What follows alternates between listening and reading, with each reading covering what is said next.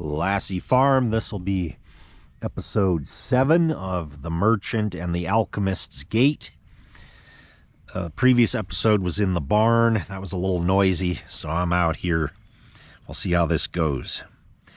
From where we left off, Ajib prayed to Allah until, exhausted with worry, he fell asleep.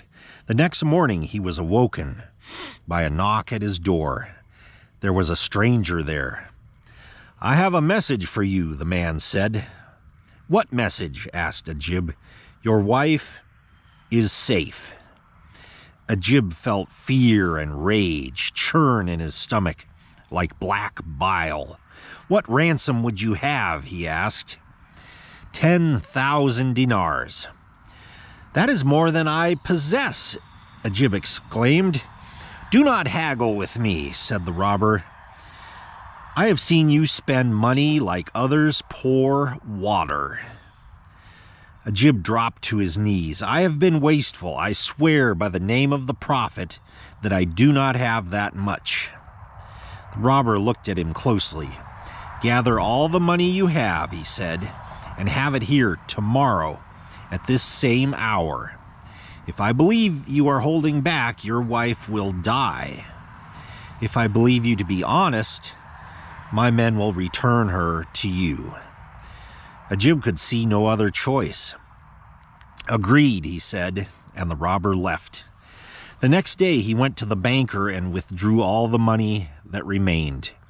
He gave it to the robber, who gauged the desperation in Ajib's eyes and was satisfied. The robber did as he promised, and that evening Tahira was returned. After they had embraced, Tahira said, "I didn't believe you would pay so much money for me. I could not take pleasure in it without you," said Ajib, and he was surprised to realize it was true. "But now I regret that I cannot buy you what you deserve." "You need never buy me anything again," she said.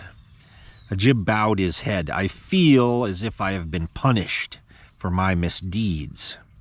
"What misdeeds?" asked Tahira. But Ajib said nothing.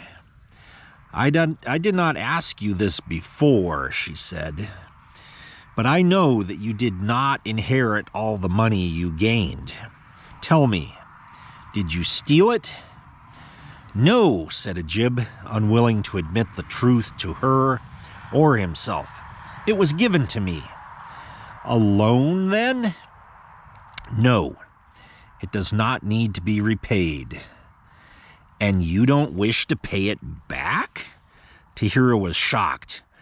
"So you are content that this other man paid for our wedding?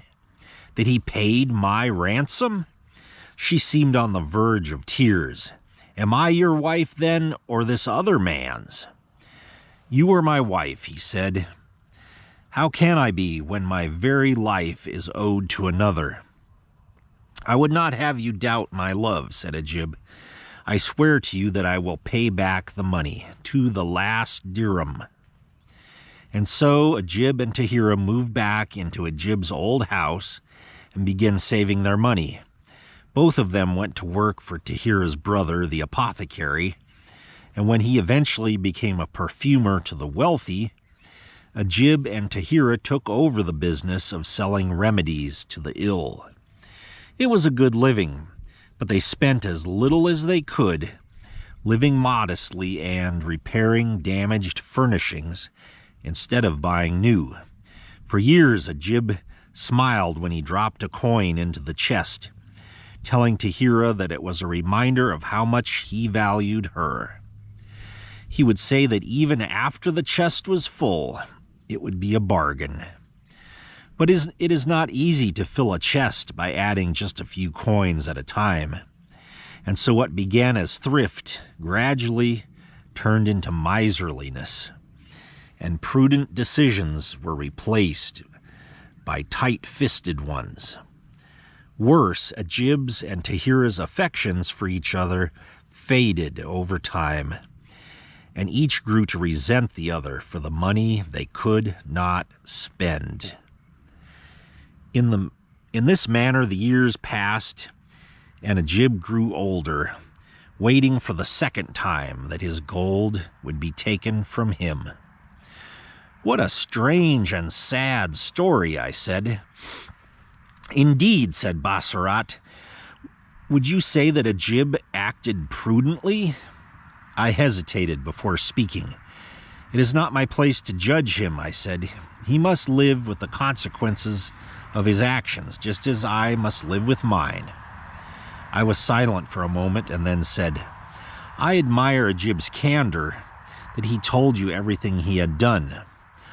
"Ah, but Ajib did not tell me of this as a young man," said Bassarat. "After he emerged from the gate carrying the chest, I did not see him again for another 20 years. Ajib was a much older man when he came to visit me again. He had come home and found his chest gone, and the knowledge that he had paid his debt made him feel he could tell me all that had transpired." "Indeed, did the older Hassan from your first story come to see you as well?" "No, I heard Hassan's story from his younger self. The older Hassan never returned to my shop, but in his place I had a different visitor, one who shared a story about Hassan that he himself could never have told me." Bassarat proceeded to tell me that visitor's story. "And if it pleases your majesty, I will recount it here." And we will leave it there. To be continued. Thanks for watching and listening.